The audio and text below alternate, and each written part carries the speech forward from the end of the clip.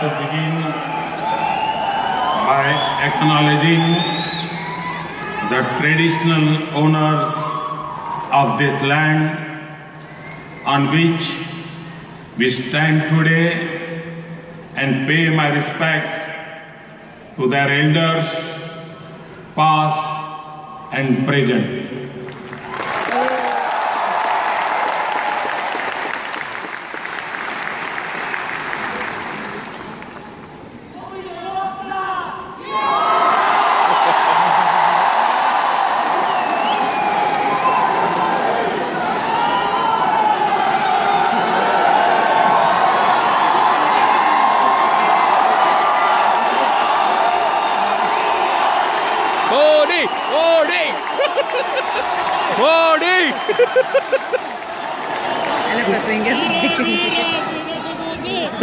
या उपस्थित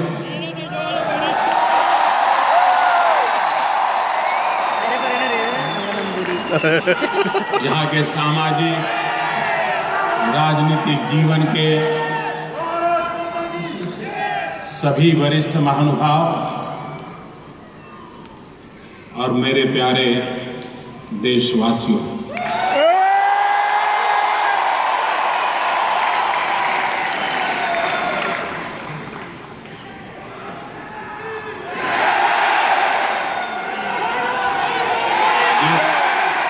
ये स्वागत, ये सम्मान, ये उत्साह, ये उमंग, इसका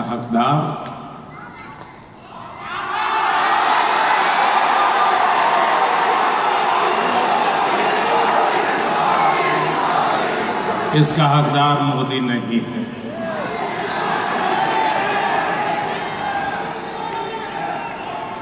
सवा सौ करोड़ देशवासी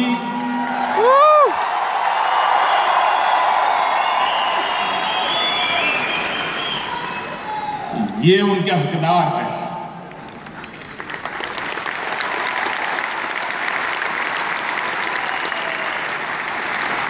ये स्वागत, ये सम्मान, ये प्यार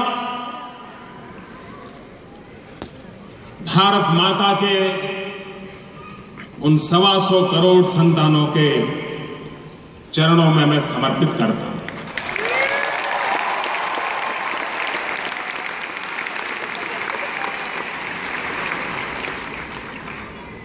मैं देख रहा हूं कि बहुत लोग अभी भी बाहर हैं, अंदर आ नहीं पाए। ये जो नजारा सिडनी में दिखाई दे रहा है,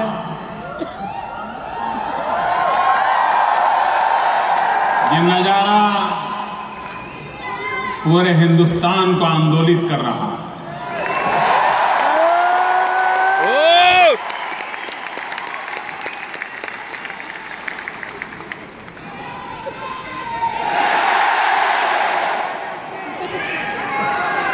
कभी स्वामी विवेकानंद जी के शब्दों को याद करते हैं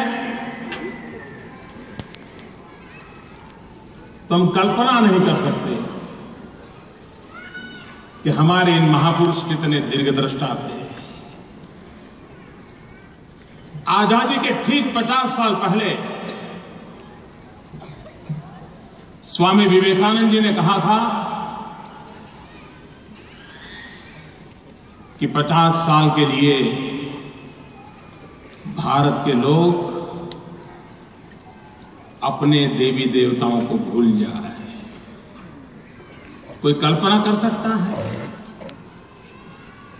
कि सन्यासी और जो खुद आध्यात्मिक जीवन को लेकर के चल पड़ा था, जिसने गुरुदेव रामकृष्ण परमहंस को अपना जीवन आहूत कर दिया था, जिसके लिए ईश्वर साक्षात्कार यही जीवन का मकसद रहा था, वो सन्यासी देश की आजादी के 50 साल पहले कह रहा है कि 50 साल के लिए आप अपने देवी देवताओं को भूल जाओ और सिर्फ भारत माता की पूजा करो, दुनिया में फिर एक बार भारत माता की।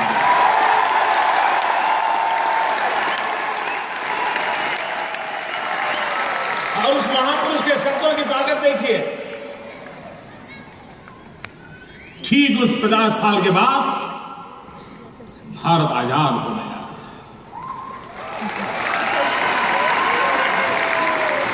मेरी तरह यहां बहुत लोग ऐसे हैं जिनका जन्म आजाद हिंदुस्तान में हुआ है।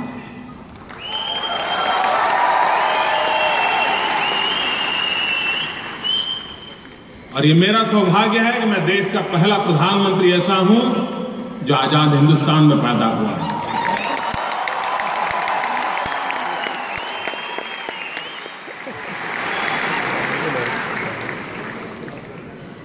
और तब जाकर के मुझे जरा ज्यादा ही जिम्मेवारी का एहसास होता है, क्योंकि मेरे जैसे आप में से बहुत लोग हैं जो आजाद हिंदुस्तान में पैदा हुए। हमें देश की आजादी के लिए लड़ने का सौभाग्य नहीं मिला है। हमें भारत माता को गुलामी की जंजीरों से मुक्त कराने के लिए फांसी के तख्त पर चढ़ने का नसीब नहीं हुआ है। हमें मां भारती के सम्मान और गौरव के लिए जेल के सलाखों के पीछे अपनी जवानी खपाने का सौभाग्य नहीं मिला है।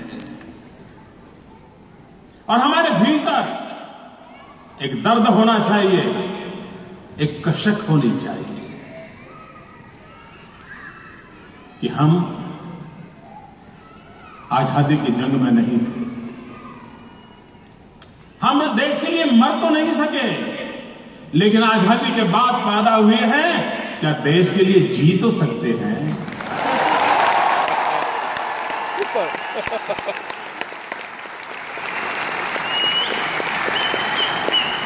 हर किसी के नसीब में देश के लिए मरना नहीं होता है, देश के लिए जीना हर किसी के नसीब में होता है। और इसलिए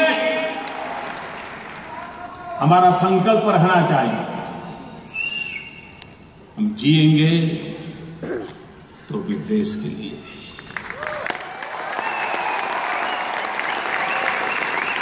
जूझेंगे तो भी देश के लिए।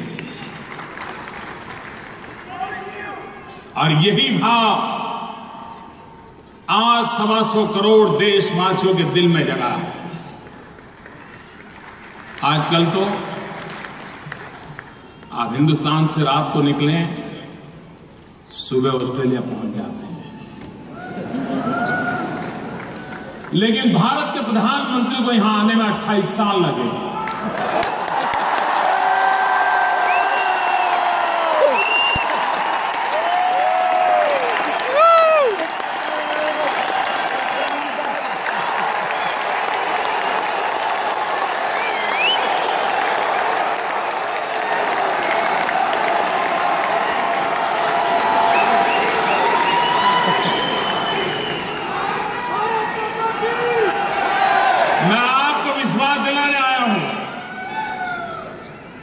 ऑस्ट्रेलिया में रहने वाले मेरे देशवासियों,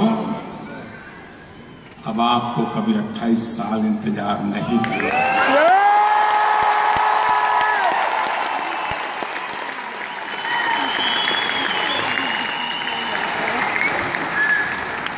जितना हक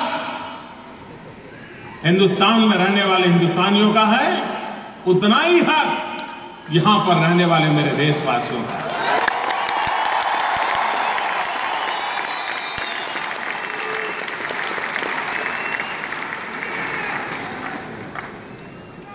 सिडनी एक खूबसूरत शहर है, ऑस्ट्रेलिया एक खूबसूरत देश है।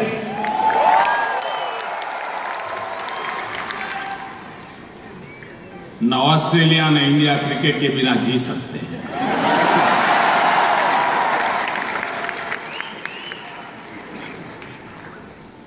क्रिकेट ने हमें जोड़ा है, लेकिन उससे पहले हमारी ऐसी सांस्कृतिक विरासत रही है, इतिहास की ऐसी घटनाएं रही है जिसने हमें अटूट रूप से जोड़ा हुआ है। और ऑस्ट्रेलिया और भारत कॉमन वैल्यूज को शेयर करते हैं। लोकतंत्र हम दोनों देशों की धरोहर है और विश्व लोकतांत्रिक शक्तियों को आज गौरव के भाव से देखता है। और भारत के दीर्घदृष्टा महापुरुषों का ये बहुत बड़ा योगदान रहा कि आजाद हिंदुस्तान में लोकतंत्र की मजबूत नींव हमारे पूर्व के सभी महापुरुषों ने डाली और उसी का परिणाम है। और लोकतंत्र की ताकत देखिए, अगर लोकतंत्र की ऊंचाई न होती तो क्या मैं यहां होता?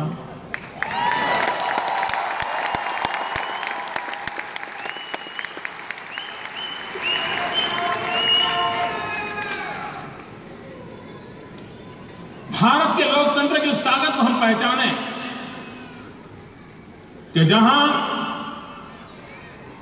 सामान्य से सामान्य इंसान भी अगर सच्ची निष्ठा और श्रद्धा के साथ देश के लोगों के लिए जीना तय करता है तो देश भी उसके लिए मरना तय करता है।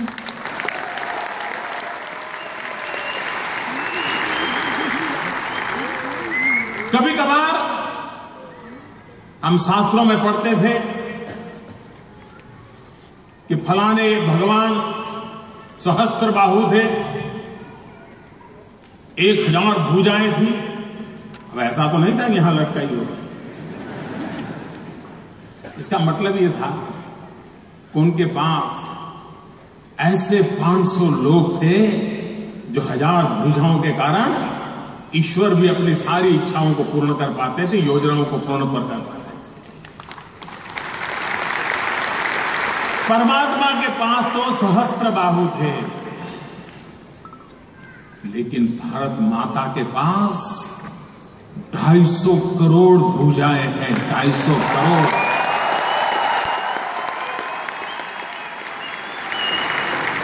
जिस देवी के पास, जिस भारत मां के पास 250 करोड़ भुजाएं हो और उसमें भी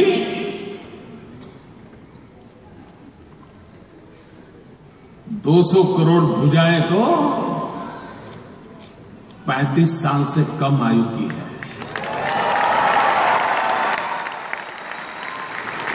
हिंदुस्तान नौजवान है,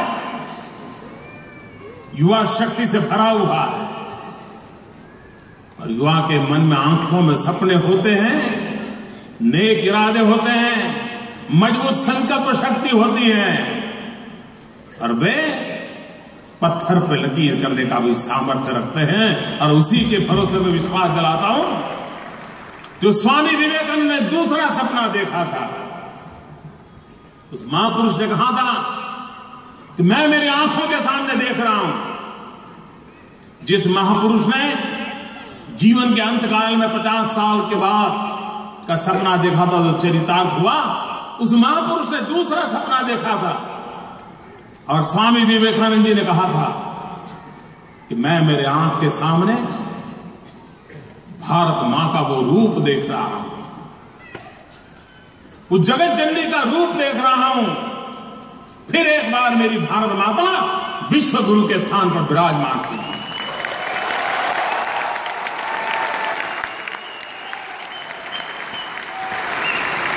वो विश्व का नेतृत्व करती होगी, वो विश्व की आशा आकांक्षाओं की पूर्ति का सामर्थ्य रखती होगी। मेरी स्वामी विवेकानंद जी की इस दीर्घ दृष्टा पर अपार श्रद्धा है और इसलिए मैं भी विश्वास से कहता हूं कि विवेकानंद जी कभी गलत नहीं हो सकते।